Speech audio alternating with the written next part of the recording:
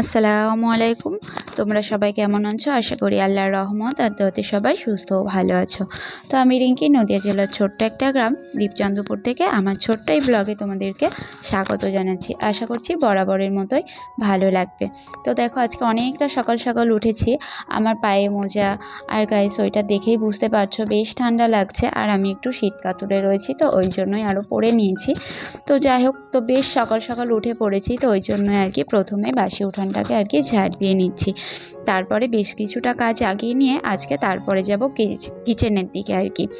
তো এই যে উঠোনটাকে ঝাড় দিয়ে তারপরে চলে আসলাম আমার মাটির এই রান্নাঘরটাতে, মানে ওই লেপা দেওয়ার পর আর কি এখানে রান্না করেছি একদিন, তো ওই জন্য আর কি ছাইগুলো তুলে নিচ্ছি। আর এই বালতির মধ্যে রাখার কারণ হলো অনেক সময় আমাদের মাঠে চাষের কাজেও লাগে, আবার হচ্ছে বাড়িতে যে ছোটোখাটো কয়েকটা গাছ দিয়েছে সেখানেও দেওয়া হয়। তো যেগুলো মাজার জন্য নেওয়া হয় ছাই, বাকিগুলো কিন্তু ওইভাবে রেখে দেওয়া হয়।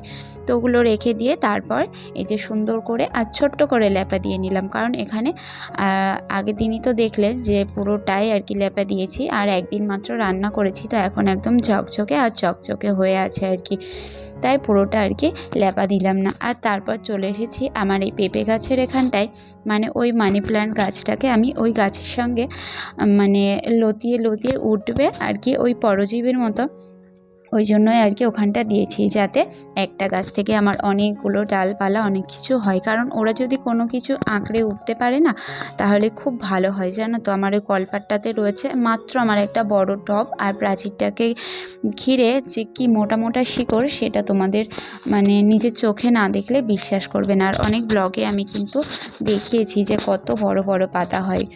তো যাই হোক, তারপর কিন্তু ওই কালি হাঁড়ি বাসনগুলো মেজে নিয়েছি, আর তারপর চলে এসেছি আমি ঘরের দিকে আর কি। তো দুই দিকে জানালাগুলো খুলে দেব। এখন একটু যে রোদ্দুরটা উঠেছে, তো এই রোদ্দুরটা কিন্তু আমার ঘরে প্রবেশ করে, তো ওই জন্যই আর কি জানালাগুলো খুলে দিলাম। আর মেয়ে ওখানে ওর পিছিয়ে একটা ফ্রক পরেছে, তো বেজায় আনন্দ, আর ওর উপরে সোয়েটার পরছে না, ওইটা নিয়েই আর কি আনন্দ করছে। তো এই যে কাজগুলোকে আবার টেনে নিলাম রাত্রিবেলা আর কি, জানালা বন্ধর সময় ওগুলোকে একটু সাইড করে রাখতে হয়, নইলে অসুবিধা হয়।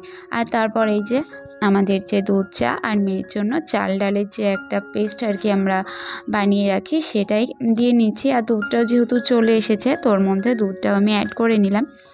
আর চায়ের কালারটা দেখে কিন্তু বুঝে গেছো যে আজকের চাটা কিন্তু খুব টেস্টি হয়েছিল, কিন্তু পরিমাণে অনেকটা কম হয়েছিল আর কি। তো এই যে তার সঙ্গে নিয়ে নিয়েছি বেকারি বিস্কুট। তো বিস্কুটগুলো খেতে কিন্তু খুব একটা ভালো না, দেখতে বেশ ভালো। তো যাই হোক, খাওয়া দাওয়া করে তারপরে এদিকের বিছানাটা গুছিয়ে নিচ্ছি। আর এই যে দেখছো চাদরটা না, চাদরটা অনেক দিনের, জানো তো, প্রথম থেকে এমনই কালার, তো অনেকটা মোটা, কাচতে খুব কষ্ট হয় বলে আমি খুব একটা বেশি পাতি না, তবে একদম খারাপও লাগে না। তো যাই হোক, ওদিকটা গুছিয়ে নিয়ে তারপরে এবার সকালে খাওয়া দাওয়ার তো ব্যবস্থা করতে হবে, তো ওই জন্যই আর কি ভাবছি আজকে সবজি দিয়ে আর কি খিচুড়ি বানাবো। তো এই যে ঘরে কিছু সবজি ছিল, আর এই ফুলকপিটা আগে আমার একটা পিসি শাশুড়ি দিয়েছিল, তো অনেকটা বড় খেয়েছিলাম, আর তার মধ্যে অল্প কিছুটা রেখে দিয়েছিলাম, তো সেটাও আজকে দিয়ে দেবো এর মধ্যেই।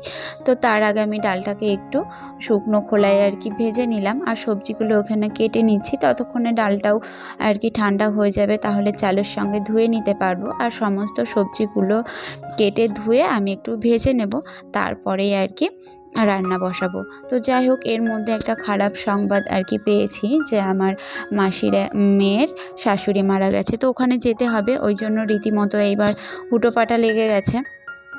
আর এটাও ভাবলাম যে কখন আসবো কি না, তার জন্য একটু বেশি করেই বসিয়ে দেব, কারণ যদি তাড়াতাড়ির মধ্যে চলে আসি আর না খেয়ে, তাহলে তো বাড়ি এসে তখন রান্নাবান্না করে খেতে অনেকটা দেরি হয়ে যাবে, ওই জন্যই আর কি একটু চালটা ধরে দেব।